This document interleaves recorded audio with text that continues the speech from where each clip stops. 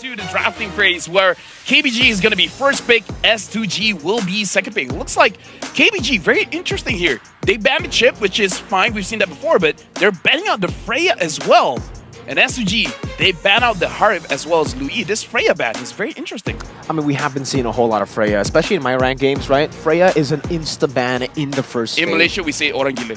Orang Gila or Meta Chiki, right? We've been hearing a lot of the Meta Chikis, but if you guys don't know, Chiki's like a so it's like a cheesy, it's a kind of cheesy draft. You catch a kill, You catch a kill. And for the Freya, it's really good in the gold lane now, especially with the changes in the items, the fact that you can go for different ways as well to play it with different emblem sets, but they will go for the chip and the Mathilda. I have a question though. Loi, chip, we've been seeing kind of a decrease in popularity from these two heroes, especially the Loi with the diversion nerf, but we're still seeing it here with the Roger still being the first pick prio. I think, by the way, whenever Roger's up for grabs, that is going to be first pick. I feel like Loi is still respect because even though the diversion has been nerfed, but the fact that you have this surprise element where you can catch your opponents off guard and then you win a team fight. And as we talked about, team fights are crucial right now, right? So even though the difference is 1 minute, 1 minute, 1 minute, but it causes a lot of problems for the enemy where they just don't know where the engage is coming from. And now we got to go back into the draft where KBG picking up the Roger. Incredible flexibility, can go in jungle, can go in the gold lane, and prime hero for a Sky Piercer, right? So it's a good spa user. Yeah. Now S2G picking up the Charizla as well as the Faramis. I feel like the Charizla is a little bit early because there are heroes that can handle the Charizla very well, but the Faramis, amazing pick, especially going up against SPAs, the Sky Piercer abusers. Yeah, you get the additional health bar, and I think the Faramis has been super prio. But now that we're talking a little bit about the jungle having, a lot of power now on these assassins, on the snowball picks, we still get to see the Fredrin. So at least for KBG, they don't want to rely on the assassins or the damage dealers in the jungle, unless they somehow try to flex this Fredrin into the XP, which I hate, by the way. I know you hate it. Don't ever do that, all right? Don't ever go for Fredrin XP. I'll do it just because you don't like it. Okay. You know what? I also don't like well, actually, I do like the Charizla. I wanted to go, in the opposite way. Because the Charizla, okay, so here, there's a big positive and a big negative to the Charizla pick, I would say. In this meta, at least, right? Because with the jungle getting a lot more diversity, we're seeing a lot more crazy picks. The XP has suffered. Now we're only seeing Charizla, Yuzong for the most part. Those are the matchups that we see. But for everywhere else, it does seem like it is still a lot of there's still a lot of diversity. For Sigibelm, by the way, it's still the Moskov. We saw a little bit of the nerfs coming into the Moskov, and it's still a mid to late game hero. You do need a lot of resources to get going. And as we all know, this early game centric playstyle, this early to mid snowball is super prio. We gotta talk about KBG has been training 13 to 14 hours a day on the international servers to make sure that they get enough practice going up against all these teams. Now, I got to talk about the first 3 picks for both teams. KBG, they like to play this mid trio, so that kind of makes me feel like this Edom is going to be mid. So they have actually quite good crowd control here coming in from the Fredrin as well as the Edom. The Edom, once the Primal Wrath is activated, is going to have more damage, although I feel like LMU should pick up something that has damage. But going up against Paramis, before this, traditionally, we see a pickup like Eve to go up against this Paramis pick. But again, don't know whether LMU will pick up the Eve or he will go for something a little bit more damage, something like the Farsa or... Okay, the Valentina has been banned. The Valentina is the perfect pick. But yeah, has been banned out, which by the way, Arla and Valentina has been banned by S2G. And then KBG banning out the Akai as well as the Minotaur. Yeah, good Minotaur ban. I'm not too sure about the Akai though. Technically for S2G, they have been utilizing that, but knowing the changes in the jungle, the Akai has really fallen off hard, and I think it has to do with that clear. The clear speed just isn't as good, and you can't really go for these trades or, the Lord Dances either with the Akai. It's more of just a pure disengage tool for S2G that I don't know if they're even going to be able to utilize now. Minotaur ban as well. I think that's just really good respect coming in towards Karo. Towards Karo, because the way that he's been able to utilize the Minotaur is purely with the disengage style. It seems that's going to be Karo on the Cho though, so a different style already, not the reactive protect Sigibum kind of style. I mean, like, here's the thing. We talk about tempo. We talk about the changes where, personally for me, I actually favor lineups that have more damage. And the changes on the Cho, now that his passive lowers or shreds your armor, actually makes the Cho a lot stronger when it comes to the early game, when it comes to the damage. So if they pick up say, an assassin, that's going to be a pretty good combination. And looks like the Eve will be picked up by LMU, where the Eve has been buffed, having more damage and can deal with the Moskov quite well, at least early to mid. And now KBG locks it up with the X-Boy to deal with the Terizla. Speaking of damage output, man, KBG, they have 4 people who can deal damage. We're talking about the Fredrin here. I'd argue 5. Yeah, technically 5 with the Fredrin. But, you know, oh, by the way, Fredrin, interestingly enough, I have seen him go for Temporal Rain. I've seen it as well. I don't know how to feel about it, though. Do you know how it procs? Okay, how does it proc? So it procs you would expect with the Appraiser's Wrath, but it doesn't. Oh, for the Fredrin, it's with the taunt, because you learn your ult together with your taunt when you get level 4. So you use the taunt, you get the Temporal Rain instantly. So all the nerfs on the ult now is just like, you know what, it's not a nerf anymore. Technically, it gets cancelled out by the Temporal Rain, but we do see a normal pick, at least in this meta, with the Nolan. And by the way, Nolan, I would say at this point, is kind of a counter to the Fredrin. Not in the normal way of the skirmishes, because skirmishes you can still catch Nolan, but in terms of farm. Look at this, look at this. Imagine a Cho goes inside the jungle, just prevent the Fredrin from moving around the map a lot, and then Nolan just takes all of his farm, right? Maybe the Nolan can skip the first turtle, but by the second turtle, he will have a 2 or 3 level advantage, and then after that, it's just Snowball City, right? In this game, S2G has a way that they can be aggressive, or they can just play the macro game, slowing down the Fredrin enough, and then give Nolan such a big lead that all of their team fights is going to be in their favor. Well, we are going to be taking a look at the draft again earlier there. Yeah, and now we're jumping into the first game of the wild card stage. It's going to be KBG going up against S2G. An interesting skirmish already at the start of the game. I'm definitely going to be putting my eyes onto the emblems first here. And this gives the war cry, by the way, for Sigibum.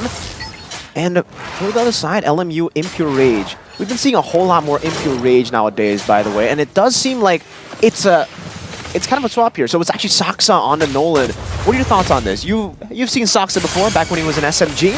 So I feel like Saksa is using the tankier junglers just because it's the meta, right? You kind of have to adapt to it. But Saksa is still pretty good on those assassins. And we look here, Tracy is trying to slow down S2G and try to actually make it so that Saksa is able to farm up much faster going up against the Fredrin. And now, Karo is low, and LMU goes in. He wants Karo. No, flickers forward. Saksa's still going to be able to steal away that green camp, and it'll be a little bit of an early invade for KBG, getting them in the lead and utilizing that clear speed of the Nolan. Even in the bottom lane, Wawa actually winning out against Sigibum here, and that's not really a good look for the Roger. This is a winning matchup for the Roger, and it does seem like for KBG, they want to continue with this pace. Already invading again, trying to go for the steal, and I think he did get it. It's a 2-man Jeet Kune Do, and with that range, the additional speed, Saksa jumps into the back line, doesn't have the fracture, but will be able to chase Begin straight up first blood in the enemy jungle. Yeah, and now this is where Keep Best Gaming are gonna start the snowball. Sigibum, I feel like he's having a hard time trying to proc the war cry. Like, he has full proc there, but he's not going for the trade. Okay, getting the pulled back, and KBG continue again. That's 2 kills on the board up against the Group A favorites. America, we talked about it. The more we say about one team, the opposite will happen. And we're seeing a showcase here. Keep Best Gaming having 2 kills over S2G, and now they have Prio on the turtle. Looks like they're going to get it for free. So now in terms of the goal lead, they're going to snowball a lot. And I got to talk about the Impure Rage on this Paramis. It's amazing for a lineup of S2G because now it deals on max HP. So the more HP that you have, the more damage the LMU will deal. So going up against a draft with an Edith, with a Fredrin, as well as an X-Born, his damage might even be higher than Wawa. Certainly, man. But you can already see that Tracy is being an absolute menace. Karo still hasn't hit level 4. Oh my goodness. In the second minute of the game here, is already first hurdle done, and I really wonder why he hasn't been able to hit level 4 yet. Kazoo is doing a big job. Tracy goes over to Jeet Kune Do, gets cancelled down with the onward there. Not able to get the Way of the Dragon fully on Karo. But Saksa wants to go in, has a fracture. Karo flickers out to safety. And KBG will be able to be comfortably in the lead in the first 2 minutes. Kazoo with a little bit of a steal there. You know what's uncomfortable here is that seeing a tank jungler getting bullied inside of his own jungle. We don't see this a lot, and that's why we usually see the tank junglers being the prio, because you want to make sure that you have a good time farming up, and even if you lose farm, it's completely fine. Sigabum, as of this point, looks like he's having trouble, but LMU already using the ult. On the way, the Dragon straight into the Fracture. Saksa gonna be able to pick up one kill now. His Pure Destruction doesn't connect, but Kazoo's still gonna be caught now as the passive keeps on going. Fraser's Wrath connects into LMU, and Kazoo's able to get out. Now Tracy going for the chase under the turret, looking for the last kill onto him, but it will just be Tracy traded in. A bit of overextension. It's just a roamer traded in for 2 members, as some of these skirmishes in lane are actually looking all good for KBG. Yeah, looking very good, in fact, for KBG. Now, in terms of goal difference, it's 11.6 for KBG, 9.7 for S2G Esports. Now, the thing is, S2G, they still have a way to come back into this game. Let Lunar have 2 items. He has War Axe, so it looks like he's skipping the boots. After this, perhaps he's going for the Immortality. After the Immortality, he can start going for the more aggressive fights. And then maybe they can do something about it, because for now, S2G is losing all the lanes, but they're rushing this turtle. We'll try to get it now with the Fredrin.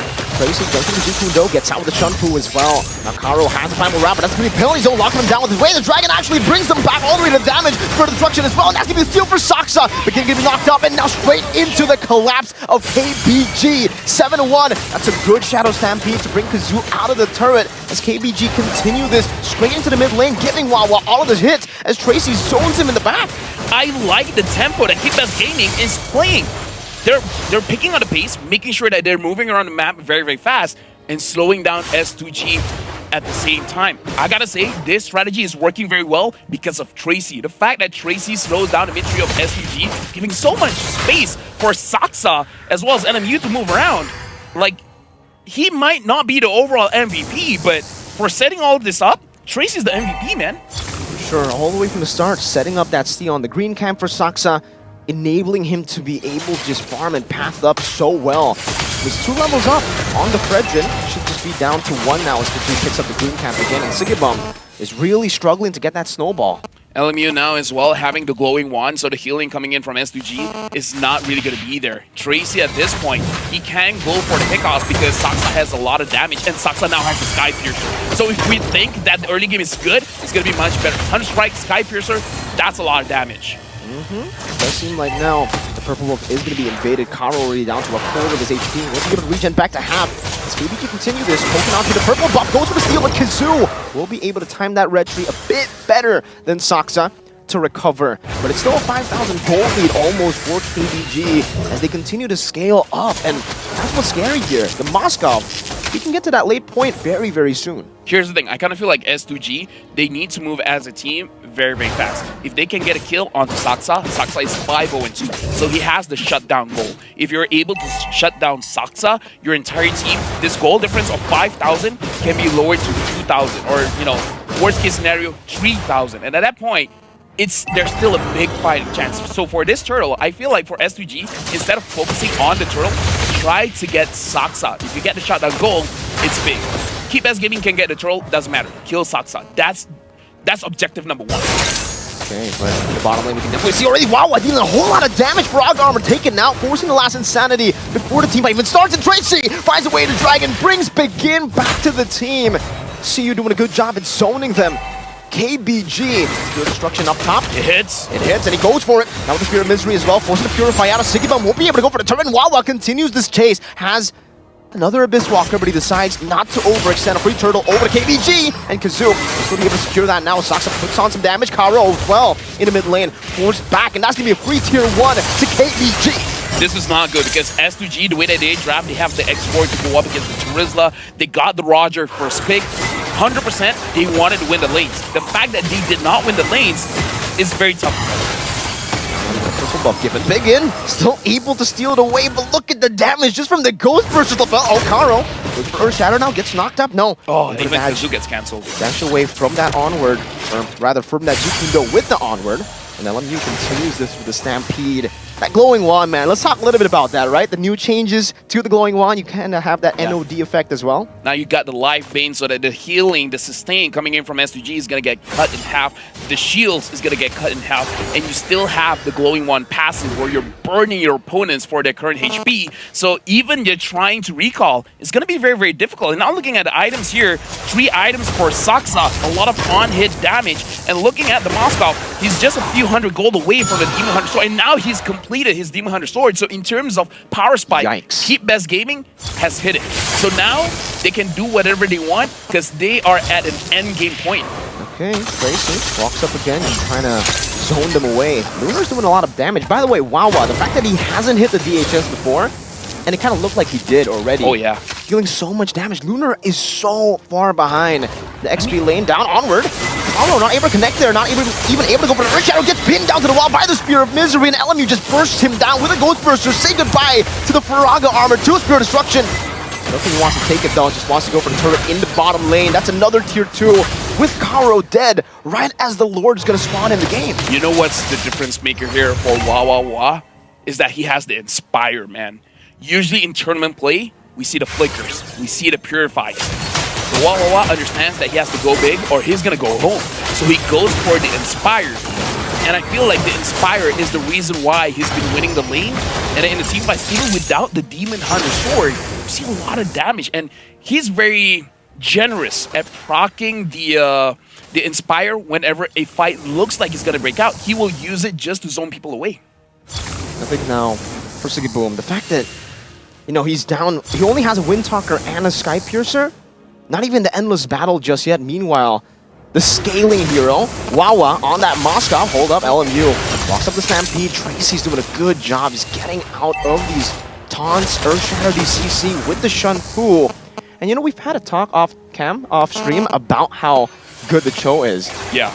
As XP or as damage dealer, but now as a roamer, it seems, is it Prio, Lapel? I feel like it's only Prio because Cho is one of those heroes you can't make a mistake on. So if you're really, like, if you have 300 games on a Cho, yeah, Prio, definitely. Okay, so these turrets, that splash they're gonna be able to get rid of it before the Lord even spawns in, by the way, or actually charges in. So KBG have a very, very good road. Wawa going to go for the Spear of Misery onto Siggy Boom, forcing him back once again. They're gonna go for the siege now. That's gonna be a good Earth Shatter and an armor combo. LMU forcing pop into Netherrealm, but look at the base turret, taking very low in the back. Oh, it's a fracture for Saksa as the penalty zone knocks them down. A Spear of Destruction now pinning them down into the wall, but it's gonna be a good taunt there, and it will take Wawa down. Kazoo, that damage just chunking him down, but he's still able to survive. One tier 1 up top, taken down. They're gonna go for it mid lane as well, but now Siggy Boom wants to go for the chase, has the Lycan Pounds, gets kicked back by Tracy. An amazing disengage as they pick a base turret off. Romer's Lord, Blast Insanity in the 1v3 with the Faraga armor. Tracy's still able to Jeet Kundo out of it.